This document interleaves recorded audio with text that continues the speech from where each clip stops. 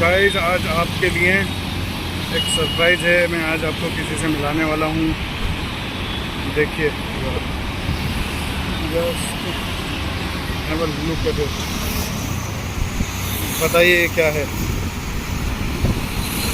तो देखिए, ये बाइक जो है मैंने खरीदी है। खरीदी क्या है, एक्चुअली एक फ्रेंड की है और मैं इसको जो है कुछ टाइम के लिए देखता हूँ, ट्राई करने वाला हूँ। तो इस टाइम के लिए मैं इसको ट्राई करने वाला हूँ। लेट्स सी अगर ये मेरे लॉन्ग डिस्टेंस राइड के लिए कंफर्टेबल रही तो मैं इसको खरीदूँगा। अब ये खरीदूँगा या कॉन्टिनेंटल जीटी या फिर क्या बोलते हैं, इंटरसेप्टर खरीदूँगा, वो देखना होगा। लेकिन मेरा इरादा है। अभी तकरीबन 2 दिन हो गए हैं मुझे इसको राइड करते हुए, और अभी मैं अपने ऑफिस की तरफ जा रहा था। तो ये 1 हफ्ते तक मेरे पास रहेगी, और अगर सब कुछ ठीक रहा तो फिर उसके बाद डिसीजन लेंगे कि मुझे क्या करना है।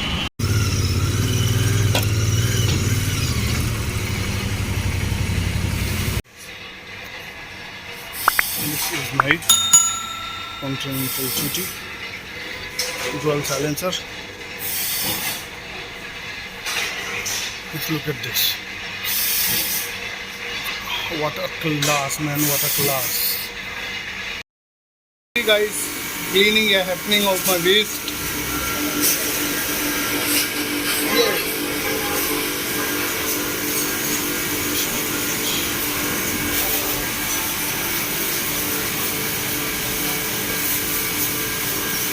काफ़ी टाइम से जो है इसकी क्लीनिंग नहीं हुई थी, और ये 2 बार बारिश में अच्छे से नहा चुकी, 2 बार कीचड़ में नहा चुकी, तो इसकी अब क्लीनिंग चल रही है।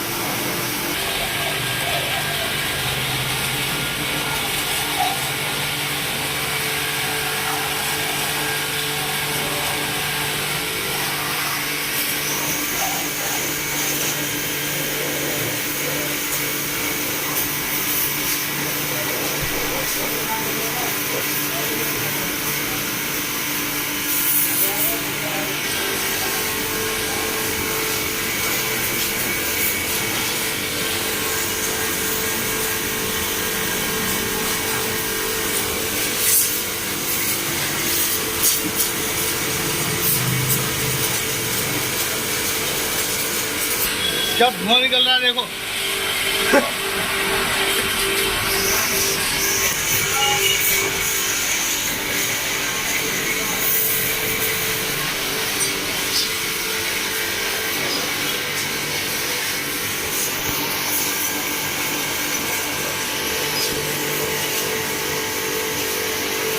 सी बड़ी इसका धुआं निकल रहा है। अगर मुझे आपको मुझे मेरी आवाज़ आ रही है तो इंजन इतना हीटअप हो गया है क्या ख्याल होगा। अरे साबिक भाई, ये जो अभी इंजन पे ठंडा पानी डालने को दिक्कत तो नहीं होगी ना? नहीं, बल्कि फ़ायदा ही है ना? ठंडी पड़ेगी।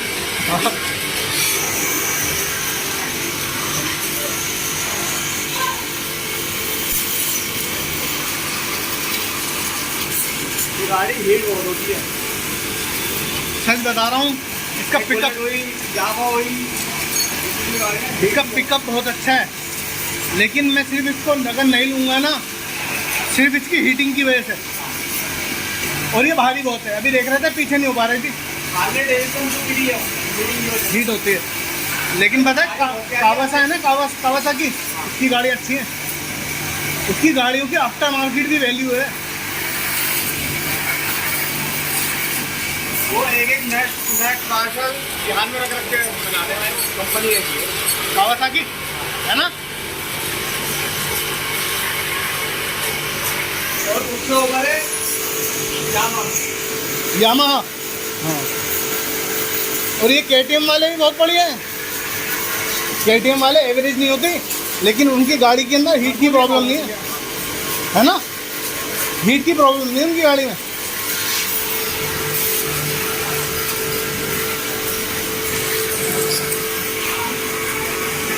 है नहीं, हाँ वैसी है, लिक्विड आती है हमारी लीटर के साथ।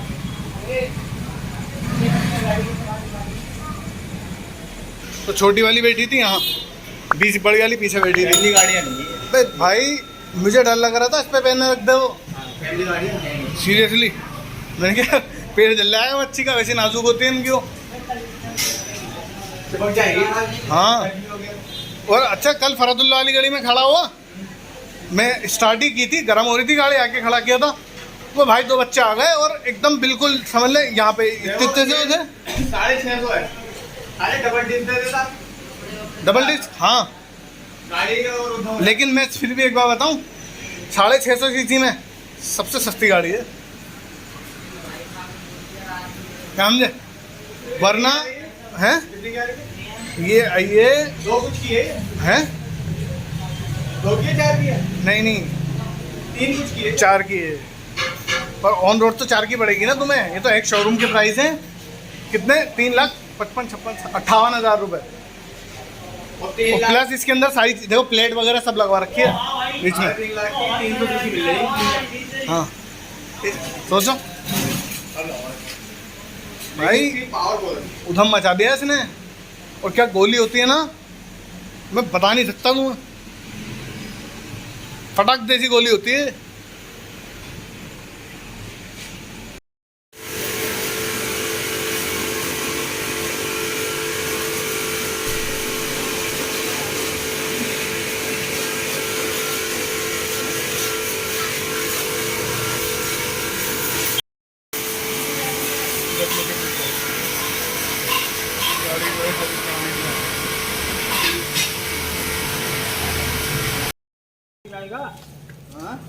जाएगा।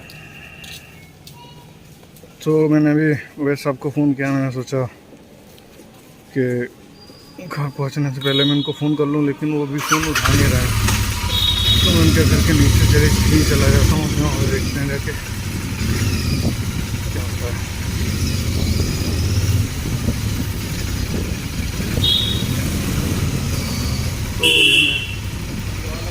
तो गाइस जैसे कि बात हुई थी कि आप लोग सबको जानना था कि ये जो पीछे क्वीन खड़ी है कॉन्टिनेंटल GT, ये किसकी है। और मैंने आपको बोला था कि मैं आपको इस ब्लॉग के एंड में बताऊंगा कि ये मेरे कज़िन ब्रदर की है और उनसे मिलवाऊंगा कि वो है कौन। ठीक है, चलिए अब डायरेक्टली उनसे चल के बात करते हैं वह सब से कि वो अपनी बाइक के बारे में क्या कहना चाहते हैं। तो वैसा तो देखिए, ये है हमारे कज़न ब्रदर, और ये जो गाड़ी हमने एक हफ्ते हमारे पास रही, ये हमारे भाई की मेहरबानी है जिसकी वजह से हम ये गाड़ी चला पाए। तो अभी हम बस भाई से ये पूछेंगे कि इनको अपनी बाइक के बारे में क्या कहना चाहते हैं। तो अगर इसको आप सेग्रीगेट करें तो क्या 3 ऐसी अच्छी बातें हैं जो वो कहना चाहेंगे अपनी बाइक के बारे में, और क्या 3 ऐसी बातें जो शायद उनको इस बाइक के बारे में पसंद नहीं है ना। तो बताइए बस। Hi guys, hope you all are fine. Guys जैसे कि आप सब जानते हैं इस बाइक के बारे में, आप लोग सब वाकिफ़ हैं इस कंपनी के बारे में और इसकी सर्विसेज के बारे में जो ये दे रही है इंडिया में सालों से। इसकी चीज़ें जो मुझे सबसे ज़्यादा पसंद है, वैसे तो मुझे इसको लिए हुए भी 7-8 महीने हो गए, और बाइक के बारे में जो सबसे पहले जो चीज़ ज़्यादा अट्रैक्टिंग है वो इसका look. Of course cafe racer bike होती है इसीलिए, राइट। और इसका लुक सबसे प्यारा लगता है मुझे।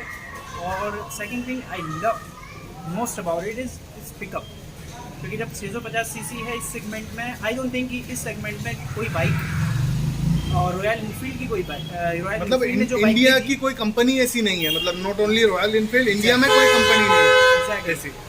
और इस सेगमेंट में 650 और इस प्राइस में एक बाइक दे देना तो बहुत बड़ी बात है। और third thing is it's average. 650 CC सुनते ही सबसे ज़्यादा ध्यान में ये आता है कि 650 सीसी एवरेज बहुत कम देगी, but the truth is 650 CC के हिसाब से इसकी एवरेज बहुत बेटर है, जहाँ तक मुझे फील हो रही है।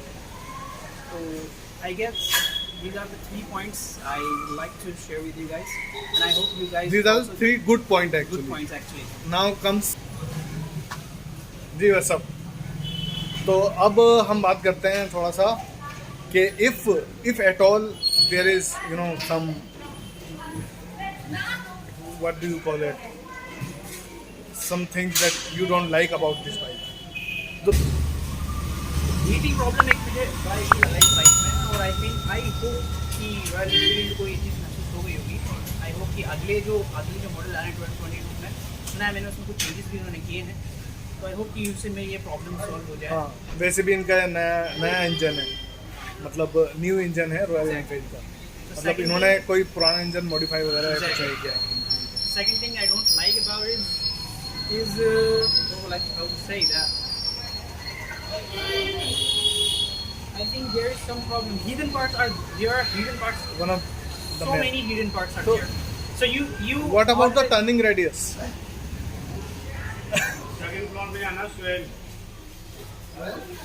And the second thing I don't like about it is it has a hidden part a lot. Many. So you have to clean it every day.